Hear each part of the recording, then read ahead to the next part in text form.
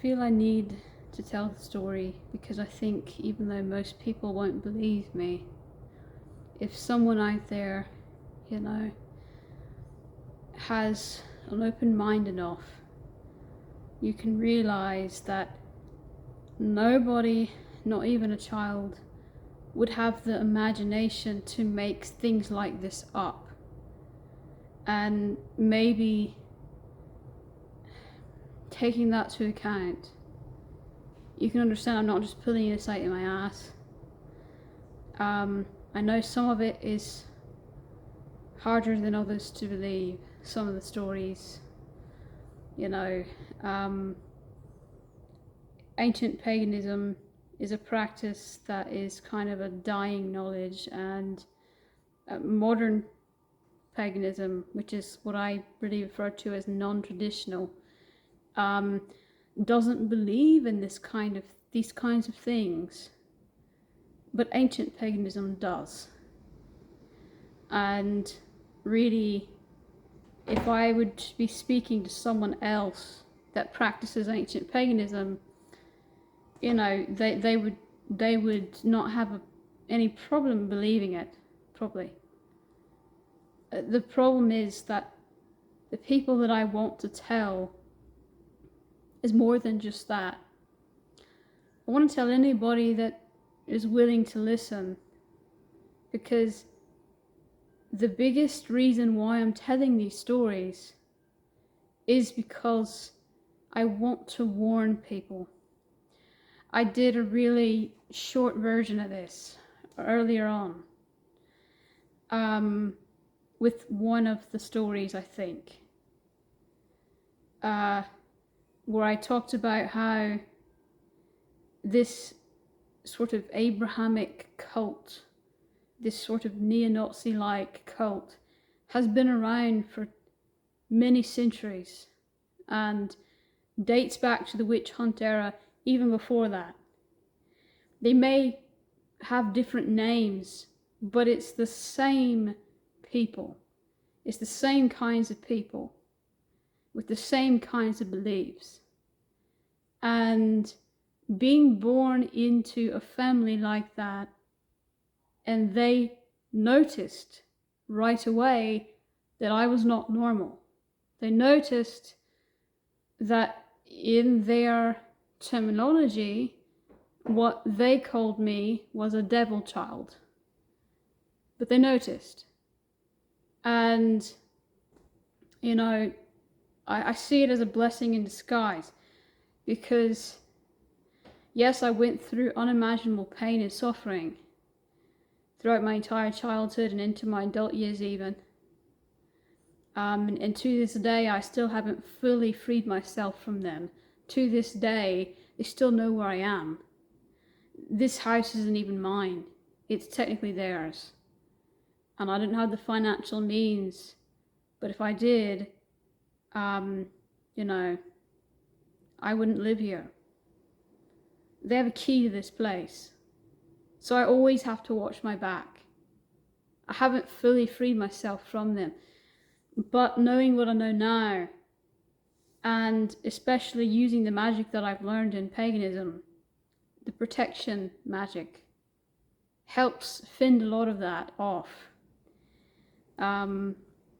Before I knew anything though, before I knew how to defend myself even, I had protectors, I had what you call spirit guardians that to this day help me in ways that I wouldn't be able to do anything on my own, you know.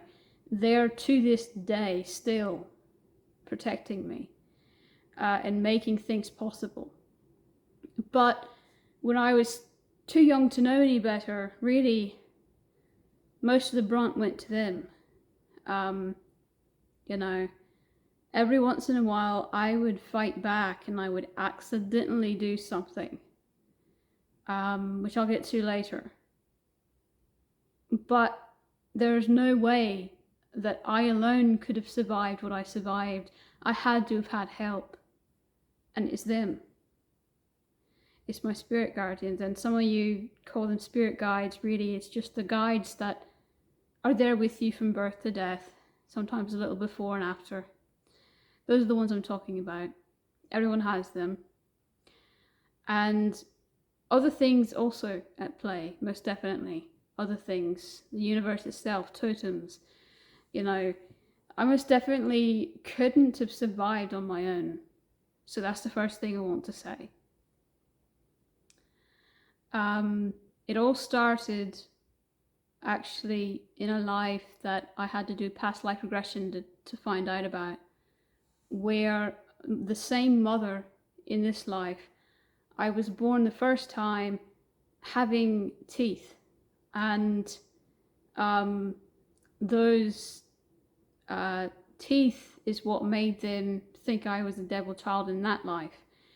And my spirit guardians told me that, you know, I would need help to survive what they were about to do to me. And I refused. I refused because my spirit remembered a past life. And I knew that this life was going to be having a threefold in it for something I did in a past life. And I was too harsh on myself. I didn't think the threefold was good enough. I thought I deserved more punishment. And I thought I did not deserve to survive. I thought I did not deserve help.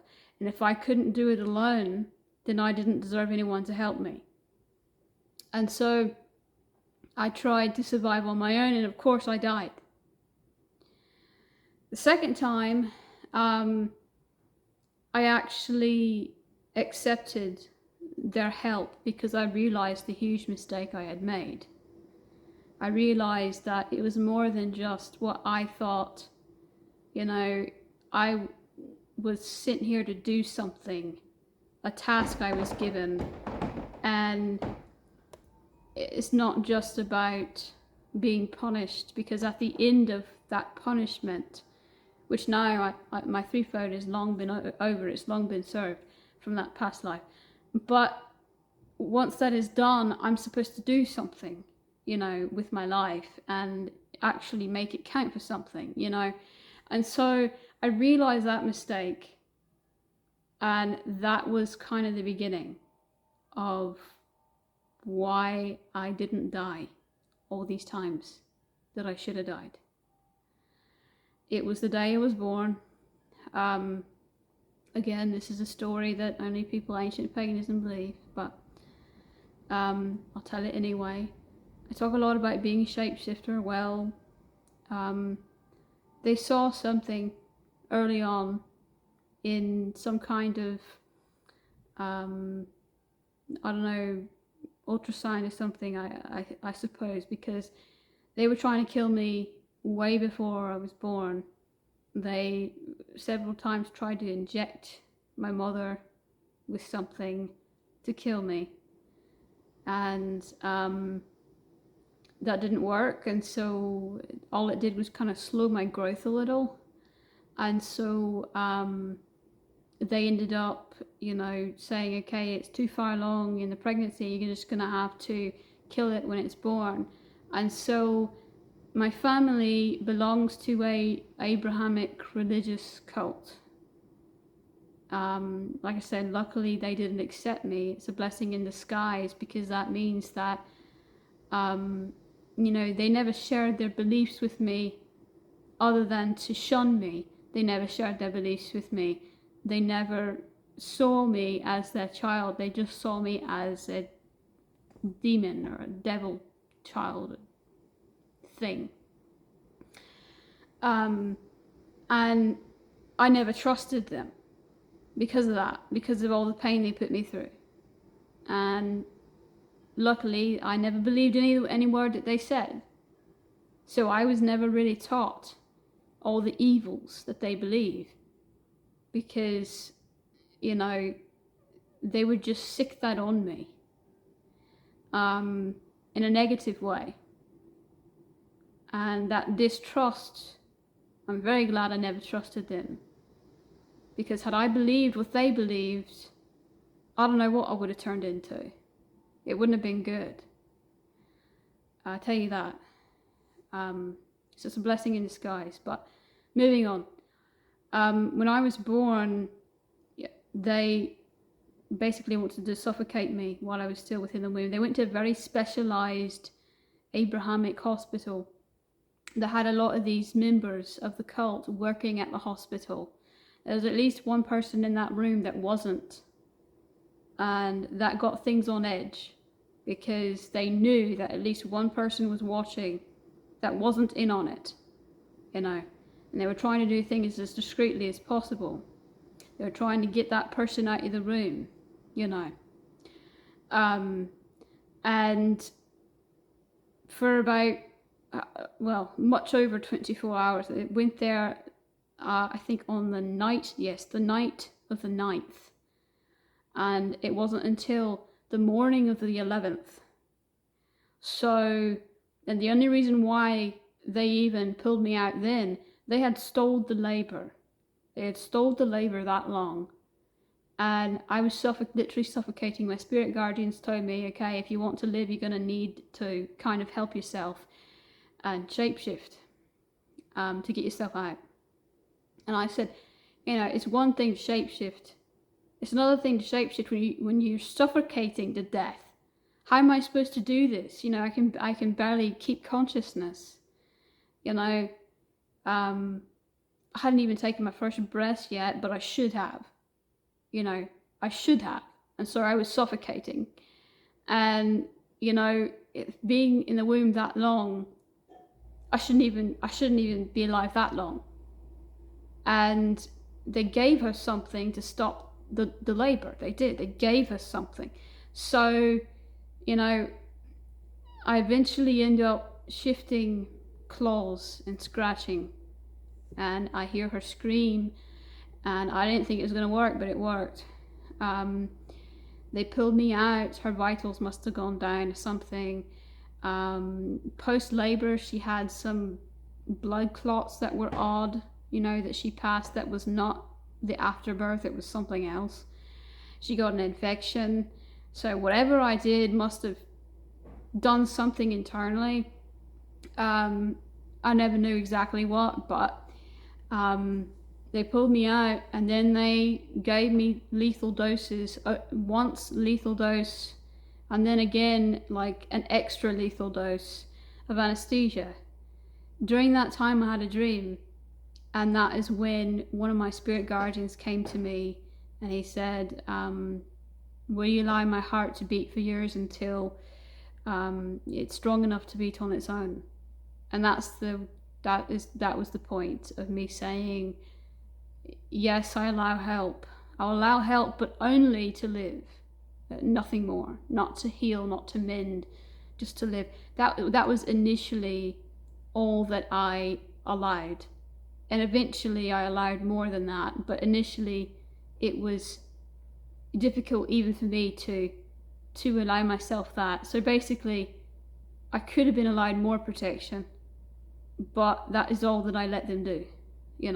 Spirits are kind of at the mercy of what you let them do. And so all these different things, throughout my entire life, every birthday that I had, I was poisoned immensely. I got really sick. I was poisoned almost every day of my life, but on my birthday they gave me extra doses. So I always had a sour stomach, but on my birthday I was vomiting so much I was about to choke on my own vomit. I lost a lot of weight, and it was for weeks and weeks on end for me to recover. And they would always say, oh, it's just a stomach bug, but looking back I know that I couldn't even get up and walk. I just knew it was too long, too profuse. They poisoned me. That was their way of getting back at me. Through all the times they realized that everything that they did, I wouldn't die for them. I would not die. Anything that they tried to do to try and kill me, I lived. And they settled for, okay, then we're just going to make, our child suffer. Isn't suffering better than death anyway? So a lot of it, what they did was poison. But the rest of it that I'll talk about, I'm actually going to talk about in separate videos, separate stories, and say exactly what happened. But I just wanted you to get some context before I went into that, of how I got like this.